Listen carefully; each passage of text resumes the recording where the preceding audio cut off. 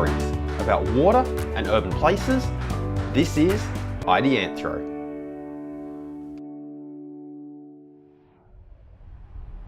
Hey everyone, and welcome back to Ideanthro. Another episode today coming to you from all these inspections that I have been doing of stormwater treatment assets on the Gold Coast.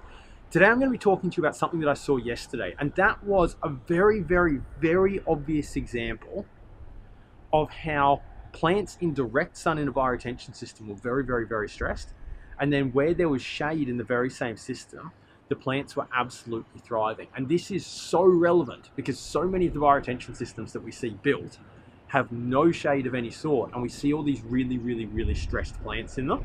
This is a very clear example of how these systems are so exposed, and very often, not always, there are other reasons the plants and bioretention systems can have problems, but very often it's this drought stress, harsh conditions that we have in bioretention systems that cause the plants problems. So as I said, I had a little system yesterday, and I walked up to the system. Here is a wide shot of it, so you can get a little bit of context. So you can see it there in the photograph, but we're actually going to use this next photograph to talk about it. So what we have here is a system that is almost entirely a monoculture of Phacenia nodosa, and there are a few trees around the system. Most of them are melaleucas that don't cast a lot of shade, but then there's this one tree, species I'm not quite sure of, that cast really quite a lot of shade, had quite a spreading canopy, had a reasonably dense canopy to it. And because of where it was positioned on the bank, essentially it was creating shade for about half of the system. So we had half of the system that was going to get a fair bit of shade throughout the day. Not the whole day. Certainly all of the system was going to get direct sun at some point in the day. But half of the system, due to this tree, was going to get a fair whack of shade throughout the day, and half of it was going to get a lot more sun throughout the day. And in this shot, you can see the difference that this is making for the Phacenia. So the Phacenia that are getting the shade are in the front of this shot, closest to the camera. And then the ones that are getting a lot more sun are furthest from the camera. And we can see a number of really clear differences here. First up is color. The ones in the shade are way darker. The ones in the sun are browned off and yellowed off and really quite clearly stressed. And that's not just an effect of the fact that I've taken a photograph in the shade and the ones in the shade are darker because of the shade. That is not that effect going on. In fact, the photograph really doesn't show that clearly, just how different their color was. So we've got a difference in color. We also have a clear difference in the number of shoots. The ones in the sun have got these little clumping plants with, a few shoots each. There's probably even a couple of dozen per plant. But then the ones in the shade are much wider, more robust, far more shoots. And then speaking of the shoots, the ones in the shade, the shoots are typically longer and they've sprawled out and fallen over the way Phacenia does when it gets happy and mature. Whereas the ones in the sun, typically shorter shoots, and they're standing straight up because they haven't got so long and heavy and lush that they've been pulled over by their own weight. And finally, the plants in the shade are much more likely to be flowering than the ones in the sun. There are a few flowers on the ones in the sun, but the ones in the shade have gone to flower and therefore going to seed much more easily. And typically plants like this will do that when they're happy. And so we've just got this really stark difference here.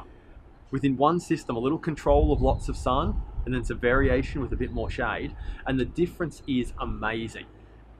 And this was really important because walking around these particular systems in Southport Broadwater Parklands, I was walking around on that day just going, really good plant cover, clearly being maintained really well, but plants look drought stressed. Really good cover, plants are clearly being maintained, plants look drought stressed. Just on and over in the systems. But when you're doing that, what you're really saying is that the plants look stressed. And I was looking at the filter meter and the aspect and going, I think this is drought stress. I think this is being baked too much and the environment's not hospitable and it's too dry and too hot. But then to come across this system and see, wow, suddenly, same looking filter media, same everything, same area, same exposure to the nearby water, same everything, but suddenly we got some shade and poof, the plants are doing really well. And so this brings us back to the thing that I always prattle on about in Ideanthro. We can't keep building bioretention systems that are these understory only type systems and expect the plants to thrive in them. The environment is too harsh. The media is too sandy. Without canopy, it's too hot. There's not enough water in these systems. We have to do something to give these plants a helping hand. And getting some shade in is really important. And on a small system like this doesn't even mean you have to stick trees in the filter medium. This is just some trees on the batter of the right type that's making this system happy. Heck, they don't even have to go all the way round. In fact, with a tree like this with a really dense canopy, you probably don't want it all the way around because you could overdo this shade and make it so shady if you had these trees on every single corner and just canopy all the way over the top. You get too much shade on them. But this, where it's on one corner and then maybe a couple of other trees like the melaleucas in other spots, not going too bad. And here's the thing, I suspect that no one really thought about the effect that this is going to have.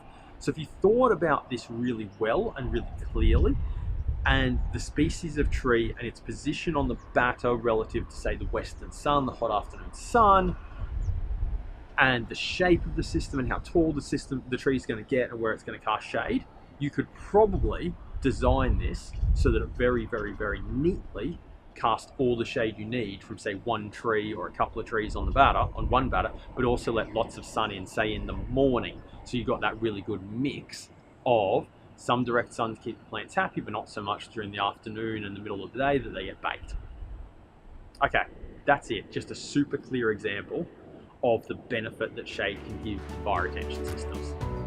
Before you go, our best episodes come from your questions. This knowledge base, these discussions that are Ideanthro, improve with your contribution. So if there's a topic, an idea, a concept that you would like us to explore, come and ask us. You know where to find us. www.ideanthro.com/contact. You can find us on Facebook, YouTube, LinkedIn, and that place you get your good podcasts from. You know where to find us. We look forward to hearing from you. We'll see you soon.